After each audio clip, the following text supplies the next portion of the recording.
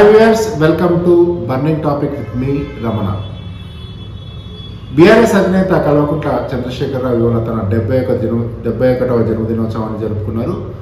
ఎర్రవెల్లిలో ఉన్నటువంటి ఆయన వ్యవసాయ క్షేత్రంలో, అలాగే బీఆర్ఎస్ పార్టీ కార్యాలయంలో రాష్ట్ర వ్యాప్తంగా పార్టీ కార్యకర్తలు చాలా సంబరాలు జరుపుకున్నారు. ఒక రకంగా అని చెప్పుకోవచ్చు. ఆయన 71వ జన్మదినోత్సవ సందర్భంగా ఆయన నివాసంలో, ఆయన ఆ వ్యవసాయ క్షేత్రంలో, అలాగే బీఆర్ఎస్ కార్యాలయంలో మాత్రం చాలా పెద్ద ఎత్తున ఆ సంబరాలు జరిగాయి.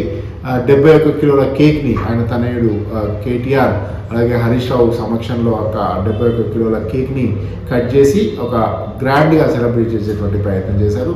అలాగే కేసీఆర్ ఇవాళ జరిగినటువంటి ఒక వివాహ వేడుకలో కూడా పార్టిసిపేట్ చేశారు. నమస్తే తెలంగాణ ఎడిటర్గా ఉన్నటువంటి తిగుల కృష్ణమూర్తి కుమారుని పెళ్లి కార్యక్రమంలో ఆయన పాల్గొన్నారు. అక్కడ ఒకసారి ఆయన బర్త్డే కూడా కాబట్టి అక్కడ ఉన్నటువంటి వాళ్ళందరూ కూడా ఆయనకు విషెస్ చెప్పారు. అట్ ద సేమ్ టైం ఆయన మళ్ళొకసారి ఆయన సతీ సమేతంగా ఆ కార్యక్రమానికి వెళ్ళారు. అక్కడ పూలదండలు మార్చుకున్నటువంటి కార్యక్రమము, ఉంగరాలు మార్చుకున్నటువంటి కార్యక్రమము కొంచెం చూడడానికి చాలా కన్నుల పండుగగా జరిగిందని చెప్పొచ్చు. ఆయన బర్త్డే ఒక ఫుల్ఫిల్నెస్ వచ్చింది అని చెప్పుకోవచ్చు. ఎందుకంటే చాలా కాలం తర్వాత ఒక మంచి వామ్గా ఉన్నటువంటి వీడియోస్ బయటికి రావడము, వాటి అన్ని సోషల్ మీడియాలో, మీ టీవీ ఛానల్స్లో, మీడియాలో అన్నింటిలో కూడా ప్రముఖంగా ప్రచురణ కావడం అనేటువంటిది ఒక గొప్ప కార్యక్రమంగా జరిగిందని చెప్పుకోవచ్చు.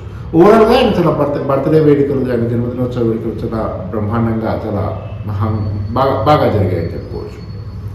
ఒక రకంగా ఆయన అధికారానికి దూరమై దాదాపుగా సంవత్సరం కావస్తోంది. ఇటువంటి పరిస్థితుల్లో బీఆర్ఎస్ పార్టీ ఏ రకంగా ఉండబోతుంది, బీఆర్ఎస్ భవిష్యత్తు ఏ రకంగా ఉండబోతుంది, కాంగ్రెస్ పార్టీ భవిష్యత్తు ఏంటి, ఇంకా అలాగే బీజేపీ పరిస్థితి ఏంటి, ఇట్లా రకరకాలుగా వాదనలు, రకరకాలైనటువంటి ఊహాగానాలు జరుగుతున్నటువంటి నేపథ్యంలో ఇది ఒక చాలా క్లియర్ టైం, చాలా పీక్ టైం అనేటువంటిది మనకు స్పష్టంగా అర్థమవుతుంది. బీఆర్ఎస్ అధినేత కేసీఆర్ ఎన్నికలు జరిగిన నాటి నుంచి కూడా ఆయన ఎప్పుడు బయటికి రాలేదు. అంటే కనీసం అసెంబ్లీకి కూడా రావడం లేదు అని చెప్పి విపక్షాలు ఆరోపణలు, అంటే ప్రభుత్వ వర్గాల నుంచి ఆరోపణలు వస్తున్నటువంటి సందర్భం మనం చూస్తున్నాం. అయితే ప్రతిదానికి కూడా ఒక కేసీఆర్కి ఒక వ్యూహం ఉంటుంది, వ్యూహాత్మకంగా ఆయన అడుగులు వేస్తారు అని చెప్పి అనుకుంటున్నటువంటి నేపథ్యంలో ఉద్యమ సమయంలో కూడా మనం చాలాసార్లు చూసాం. తెలంగాణ ఉద్యమం జరుగుతున్నటువంటి సమయంలో కేసీఆర్ బయటికి మాట్లాడిన వార్తే, మాట్లాడకున్నా వార్తే అనేటువంటి ఒక నానుడి అప్పట్లో ఉండేది. ఎందుకంటే ఆయన మౌనం కూడా ఒక వ్యూహం అనేటువంటి ఒక భావన కలిగించేటువంటి విధంగా, నిజంగా దానికి బలం చేకూరుస్తున్నా అన్నట్టుగా అసెంబ్లీ పార్లమెంట్ ఎన్నికల ప్రచారం తర్వాత ఆయన బయటికి, అంటే ప్రజాజీవితంలోనే ఉన్నారు, బట్ బయట బహిరంగ సభల్లో కానీ, మీడియా సమావేశాల్లో కానీ, ఇంకా ఏదైతే ఇతర కార్యక్రమాల్లో కానీ పాల్గొని మాట్లాడుతున్నటువంటి సందర్భాలు చాలా తక్కువగానే ఉన్నాయి. ఇటీవల కాలంలో ఒకసారి ఆయన ఫామ్ హౌస్లో కలిసినటువంటి కొంతమంది నాయకులతో, గజ్వెల్ కాన్స్టిట్యున్సీ నాయకులతో మాట్లాడడం తప్పితే, నేను మళ్ళీ కొడితే గట్టిగా కొడతామనేటువంటి మాటలు ఏవైతే ఉంటాయో అటువంటివి తప్పితే ఆయన రాజకీయ ఉపన్యాసాలు పెద్దగా లేవు. అయితే దీన్ని బట్టి మనం అర్థం చేసుకోవాల్సింది ఏంటంటే, అటు కేటీఆర్ కానీ హరీష్ రావు గారు చెప్తున్నటువంటి మాటలు ఏంటంటే, ఆయన అన్నీ గమనిస్తూ ఉన్నారు, కొడితే నిజంగా గట్టిగా కొడతారు అనేటువంటి ఒక వాదనను వినిపించేటువంటి ప్రయత్నం చేస్తున్నారు. ఇప్పుడున్నటువంటి పరిస్థితుల్లో కేసీఆర్ అన్నింటినీ క్షుణ్ణంగా గమనిస్తున్నారు. ప్రభుత్వం అన్ని రంగాల్లో విఫలమవుతూ వస్తోంది. ఆ విఫలానికి సంబంధించి అంటే ప్రజలు రియలైజ్ అవ్వాలి. అంటే ఇప్పుడు ఆల్రెడీ ఇచ్చినటువంటి హామీలు ఏవైతే ఉంటాయో ఆ హామీలు అమలుకు నోచుకోవడం లేదు, పరిపాలన సరిగ్గా సాగడం లేదు అని చెప్పి సర్వత్రా ఆరోపణలు వినిపిస్తున్నటువంటి నేపథ్యంలో అది ప్రజలు విట్నెస్ చేయాలి. ప్రజలకు ఏం జరుగుతుంది అనేటువంటి ఒక వాళ్ళలో ఒక రియలైజేషన్ రావాలనేటువంటి ఉద్దేశంతో కేసీఆర్ మాట్లాడకుండా కొంచెం దూరంగా ఉంటున్నారు అనేటువంటి వాదనలు చాలా బలంగా వినిపిస్తున్నాయి. సిచ్యువేషన్ కూడా చూస్తే అలాగే వినిపిస్తోంది. సో నెక్స్ట్ ఏంటంటే, ఏప్రిల్లో జరిగేటువంటి ఒక పార్టీ ఆవిర్భావ దినోత్సవం సందర్భంగా ఒక భారీ బహిరంగ సభ ఏర్పాటు చేస్తారు. ఈ బహిరంగ సభలో కేసీఆర్ భవిష్యత్ కార్యాచరణ ఏ రకంగా ఉండబోతుంది, ప్రభుత్వ వైఫల్యాలు ఏ రకంగా ఉన్నాయి, వాటన్నింటినీ ఎండగడుతూ ఒక రోడ్ మ్యాప్ను క్లియర్గా చెప్తారు. అప్పటి వరకు కూడా ఆయన మాట్లాడరు. అప్పటి వరకు కూడా బయట వేదికలపైన, బయట కార్యక్రమాల్లో పాల్గొనటువంటిది పార్టీకి సంబంధించినటువంటి నాయకులు కానీ, ఆయనకు సంబంధించినటువంటి చాలా సన్నిహితంగా ఉన్నటువంటి వ్యక్తులు కానీ చెప్తున్నట్టు మాట. అయితే నిజంగా కాంగ్రెస్ పార్టీ విఫలమైందా? ఇప్పుడు టీఆర్ఎస్ బీఆర్ఎస్ రావాల్సినటువంటి అవసరం ఉందా అనేటువంటి అంశాలకు సంబంధించి కనుక మనం చూసినట్టయితే కాంగ్రెస్ పార్టీ ఏవైతే హామీలు ఇచ్చి అధికారంలోకి వచ్చిందో, ఏవైతే హామీలను ఇచ్చి 6 గ్యారెంటీలు చెప్పి ఏవైతే హామీలు ఇస్తూ వస్తుందో ఆ హామీలకు సంబంధించి ఒక కార్యాచరణతో ముందుకు పోతుంది. ఆ కార్యాచరణ ఎంతవరకు సఫలీకృతం అవుతుంది ఏంటనేటువంటి అంశాలు పక్కన పెడితే నిజంగా రాష్ట్రానికి ఖచ్చితంగా ఫైనాన్షియల్ క్రంచ్ అనేటువంటిది రాష్ట్రంలో క్లియర్గా కనపడుతుంది. ఎందుకంటే ముఖ్యమంత్రి కూడా ప్రయారిటీ బేస్డ్గా అంటే ఏవైతే వాళ్ళు 6 ఉన్నట్టుండి ఎటువంటి ఆర్థిక భారం పడేటువంటి అంటే ఉన్నఫలంగా ఆర్థిక భారం పడనటువంటి పథకాలు ఏవైతే ఉంటాయో ఉచిత గ్యాస్ సిలిండర్కి సంబంధించి కానీ at the same time free బస్సుకి సంబంధించి కానీ వీటన్నింటినీ కూడా చేశారు. వీటన్నిటికి సంబంధించి కార్యక్రమాలు చేపడుతూ వస్తున్నారు. అయితే మిగతా కార్యక్రమాలు ఏవైతే ఉంటాయో ఎక్కువగా డబ్బులు పెట్టుబడి పెట్టాలి, ఎక్కువగా డబ్బులు వెచ్చించాల్సినటువంటి కార్యక్రమాలు ఏవైతే ఉంటాయో వాటి ప్రయారిటైజ్ బేస్డ్గా చేస్తూ వస్తున్నారని చెప్పి అర్థం చేసుకోవాలి. దీంట్లో భాగంగానే రైతు భరోసా అంటే గత ప్రభుత్వం ఇచ్చినటువంటి రైతు బంధు స్కీమ్ ఏదైతే ఉంటుందో దానికి ఫైనాన్షియల్ అసిస్టెన్స్ 15,000 చేస్తామని చెప్పారు. అయితే అది ఫీజిబిలిటీ అంత వీలయ్యేటువంటి అవకాశం లేదు కాబట్టి దాన్ని 12,000 కుదించి వాటికి సంబంధించినటువంటి అమౌంట్ వేసేటువంటి కార్యక్రమం జరుగుతుంది. వీటన్నిటికంటే కూడా ముఖ్యంగా చెప్పుకోవాల్సినటువంటి అంశం ఏంటంటే రుణమాఫీకి సంబంధించి ప్రభుత్వం ఇచ్చినటువంటి హామీలో భాగంగా ఏకమొత్తంగా రుణమాఫీ చేసేటువంటి కార్యక్రమం దాదాపుగా అయిపోయింది. దాదాపుగా ఆల్మోస్ట్ అంటే కొన్ని చోట్ల కాలేదు, కొందరు కాలేదు అని చెప్పి విపక్షాల నుంచి ఆరోపణలు వస్తున్నటువంటి నేపథ్యం వస్తున్నప్పటికీ కూడా కాంక్రీట్గా ఇక్కడ జరగలేదు, ఇది కాలేదు అనేటువంటి ఒక క్లియర్ కట్ ఎవిడెన్సెస్తో ఇప్పటివరకు విపక్షాలు ముందుకు వచ్చినటువంటి పరిస్థితి లేదు. కాబట్టి ఒక్కొక్కటి వాళ్ళ ప్రయారిటీస్ ఏవైతే ఉంటాయో ప్రయారిటీ బేస్ చేసుకొని కార్యక్రమాలు చేపడుతూ వస్తున్నారు. ఇక మిగతా కార్యక్రమాలు ఏవైతే ఉంటాయో పెన్షన్ స్కీమ్ లేదని చెప్పి ఇంకా ఇట్లా రకరకాలుగా ఏవైతే ఆరోపణలు వస్తున్నాయో వీటికి సంబంధించి ప్రభుత్వం ఖచ్చితంగా జవాబు చెప్పాల్సిన సమయం ఆసనమైంది. ఎందుకంటే వాళ్ళకు ఉన్నటువంటి ప్రభుత్వం వచ్చినటువంటి తొలినాళ్ళలో హనీమూన్ టైం అంటారు. ఆ తర్వాత ఆ హనీమూన్ టైం అయిపోయింది, ఆల్మోస్ట్ 1 year కూడా పూర్తిగా వస్తుంది. కాబట్టి దీనికి సంబంధించి ప్రభుత్వం కాంక్రీట్గా ఒక డెసిషన్ తీసుకొని ఆర్థిక వనరులకు సంబంధించి కనుక ఏదైనా ఇబ్బంది ఉంటే వాటిని ఏ రకంగా సమకూర్చుకోవాలనేటువంటి అంశం పైన ఒక రోడ్ మ్యాప్తో ఒక క్లియర్ కట్ రోడ్ మ్యాప్తో ముందుకెళ్లాల్సిన అవసరం కాంగ్రెస్ ప్రభుత్వం పైన ఉంటుంది. సరే నిధులు లేవని నిధులు ఎట్లా సమకూర్చుకుంటారనేటువంటిది కూడా చూడాలి. ఎందుకంటే గతంలో ప్రభుత్వం భూముల అమ్మకం మీద ఎక్కువగా ఆధారపడేటువంటి పరిస్థితి ఉండేది. ఈసారి రియల్ ఎస్టేట్ భూమే లేదంటున్నారు. కాబట్టి రియల్ ఎస్టేట్ ఆ స్థాయిలో ధర పడుతుందా లేదనేటువంటి ప్రశ్నలు ఒకటి.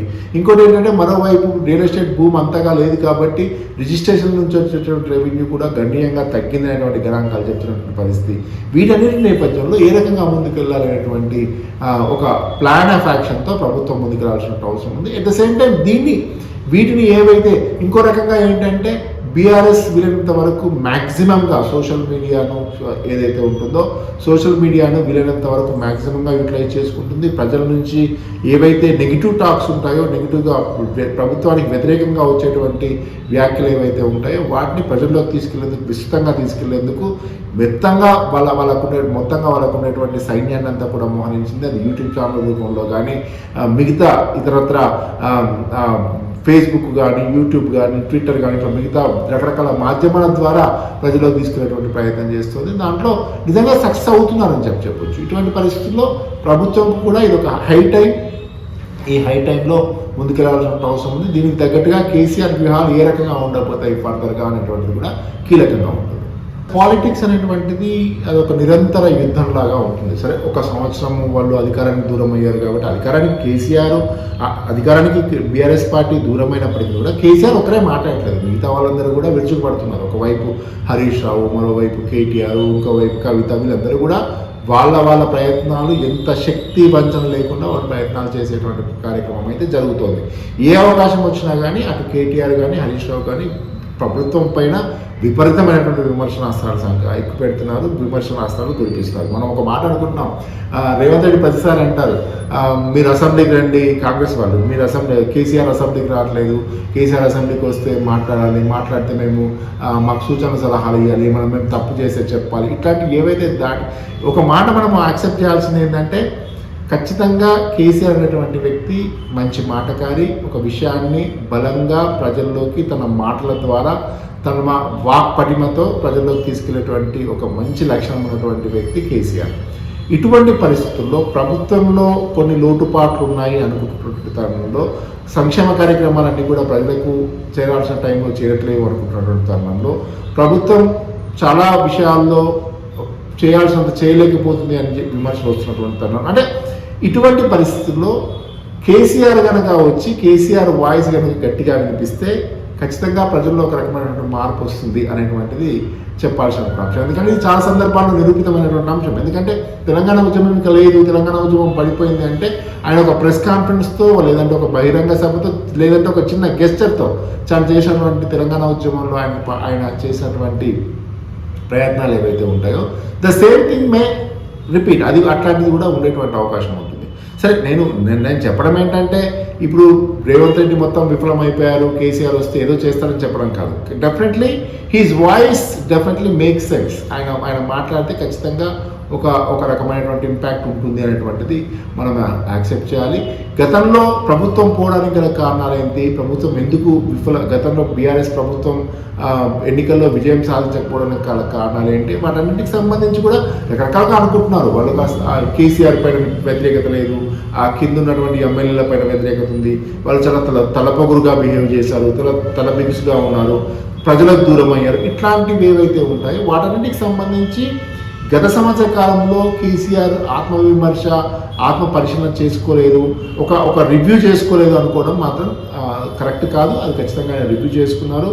డెఫినెట్లీ ఆయన ఏం చేస్తారు, పొద్దున్న లేచారంటే ఈ రాజకీయాల వ్యాపకం కాబట్టి పేపర్లు చూస్తారు, వచ్చిన దాంతో వాళ్ళు ఆయన దగ్గరకు వచ్చేటువంటి వాళ్ళతో మాట్లాడతారు, ఏం జరుగుతుందో నిరంతరం తెలుసుకుంటారు.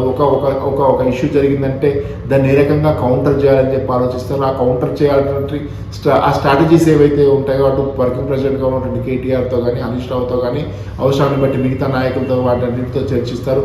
ఆయన డైరెక్ట్గా ఆయన వాయిస్ మనకు వినపడకపోవచ్చు, పెద్దగా ఆయన వాయిస్ మనం మాట్లాడుతున్నట్టుగా కనపడకపోవచ్చు, కానీ వీళ్ళు మిగతా వాళ్ళు మాట్లాడే వాళ్ళు ఎవరైతే ఉంటారో అది కేసీఆర్ వాయిస్ కానీ మనం అర్థం చేసుకోవాల్సి ఉంటుంది. ఇదే అంశాన్ని కేటీఆర్ కూడా పలు సందర్భాల్లో చెప్పినటువంటి పరిస్థితి ఉంది. కాబట్టి రానున్న రోజుల్లో ఎటువంటి పరిణామాలు ఉంటాయి రాజకీయంగా, ఎందుకంటే మనకు ముందు రేపు లోకల్ బాడీ ఎలక్షన్స్ ఉన్నాయి, ఆ తర్వాత జిహెచ్ఎంసీ ఎలక్షన్స్ వస్తాయి, ఈ మధ్యలో ఎమ్మెల్సీ ఎలక్షన్స్ వస్తాయి. మరోవైపు 10 మంది ఎమ్మెల్యేలకు సంబంధించి అనర్హత వేటు వేయండి అని చెప్పి ఆల్రెడీ బీఆర్ఎస్ పార్టీ హైకోర్టులో సుప్రీంకోర్టు వరకు వెళ్ళింది. సుప్రీంకోర్టు కూడా వ్యాఖ్యలు చేసింది. అమికబుల్ టైంలో, అంటే ఒక అప్రాప్రియేట్ టైంలో డెసిషన్ తీసుకుంటారు. అప్రాప్రియేట్ టైం అంటే ఎప్పుడు వస్తుందని చెప్పి అటు స్పీకర్ని క్వశ్చన్ చేశారు, స్పీకర్ ఆఫీస్ని క్వశ్చన్ చేశారు. ఇటువంటి పరిస్థితుల్లో రాష్ట్రంలో ఒక గుంభరమైనటువంటి ఒక సీరియస్ వాతావరణం అయితే కనిపిస్తోంది. అది రానున్న రోజుల్లో మరింత ఇంటెన్సిఫై అయ్యేటువంటి అవకాశం ఉంటుంది. నిజంగా ఇవాళ బర్త్డే, ఇవాళ మనం ఇదంతా మాట్లాడుకోవడానికి రీజన్ ఏంటంటే కేసీఆర్ బర్త్డే సందర్భంగా, కేసీఆర్ జన్మదినోత్సవానికి సందర్భంగా జరుగుతూ ఉంది. కాబట్టి కేసీఆర్ వస్తే పరిస్థితి ఏ రకంగా ఉంటుంది అనేటువంటి అంశం పైన ఒక ఈగర్గా ప్రజలందరూ కూడా వెయిట్ చేస్తున్నారు. కేసీఆర్ 72వ సంవత్సరంలోకి అడుగు పెడుతున్నటువంటి తరుణంలో ఆయన మనం చాలా ఈజీగా తీసుకోవడం లేదు. ఎందుకంటే ఆయన ఉద్యమం స్థాపించినటువంటి తీరు, ఉద్యమం కంటే ముందు కూడా ఆయన రాజకీయ ప్రస్థానం ఏంటి మనం కొత్తగా చెప్పాల్సిన అవసరం లేదు. ఒక రాజకీయ ప్రస్థానాన్ని ఏ రకంగా స్టార్ట్ చేశారు, అంచెలంచెలుగా ఇది ఒక ఎమ్మెల్యేగా, ఒక మంత్రిగా ఏ రకంగా రూపాంతరం చెందారు, ఆ మంత్రిగా డిప్యూటీ స్పీకర్గా ఎలా అయ్యారు, డిప్యూటీ స్పీకర్ అయిన తర్వాత ఆయన పదవులన్నింటినీ కూడా వదులుకొని ఏ రకంగా తెలంగాణ రాష్ట్ర సమితి ఏర్పాటు చేశారు, తెలంగాణ రాష్ట్ర సమితి ఏర్పాటు చేసిన తర్వాత ఈ మొత్తం వ్యవహారాన్ని, ఈ ఉద్యమ నేపథ్యాన్ని మంత్రిగా, కేంద్ర మంత్రిగా, ముఖ్యమంత్రిగా ఇట్లా రకరకాల పొజిషన్స్లో ఆయన ఉంటూ ఎట్ ద సేమ్ టైం తనకున్నటువంటి పార్టీ, తనకున్నటువంటి శక్తిని మొత్తం దేశవ్యాప్తంగా విస్తరించాలనే ఉద్దేశంతో టీఆర్ఎస్ నుంచి బీఆర్ఎస్గా పార్టీ రూపాంతరం చెందినటువంటి పరిస్థితి. అంతేకాకుండా పక్క రాష్ట్రాల్లో కూడా పోటీ చేయాలని చెప్పి చేసినటువంటి వ్యూహాలు, ఈ రకంగా దానికి సంబంధించి వివిధ పార్టీల నాయకులతో ఆయన చేసినటువంటి సంప్రదింపులు, ఇవన్నీ ఏవైతే ఉంటాయో నిజంగా కేసీఆర్ను ఒక గొప్ప రాజకీయ నాయకునిగా, ఒక గొప్ప రాజనీతిజ్ఞునిగా నిలబెడతాయనడంలో ఎలాంటి సందేహం లేదు. ఇటువంటి పరిస్థితుల్లో కేసీఆర్ వ్యూహాలు ఏ రకంగా ఉండబోతున్నాయి, భవిష్యత్తు తెలంగాణ రాష్ట్రం ఏ రకంగా ఉండబోతుంది, భవిష్యత్తులో కేసీఆర్ రాజకీయాలు ఏ రకంగా ఉండబోతున్నాయి అనేటువంటి అంశం పైన ఖచ్చితంగా సర్వత్రా ఒక ఉత్కంఠ నెలకొంటుంది. కాబట్టి ఆయన 71వ జన్మదినోత్సవ సందర్భంగా ఆయనకు భగవంతుడు ఆయురారోగ్య ఐశ్వర్యాలు ప్రసాదించి మరింత ప్రజలకు సేవ చేసేటువంటి నైతిక స్థైర్యాన్ని, నైతిక బలాన్ని ఇవ్వాలని చెప్పి కోరుకుందాం. ఇది ఇప్పటివరకు అప్డేట్స్. మరో అంశంతో రేపు మళ్ళీ కలుద్దాం. Stay tune.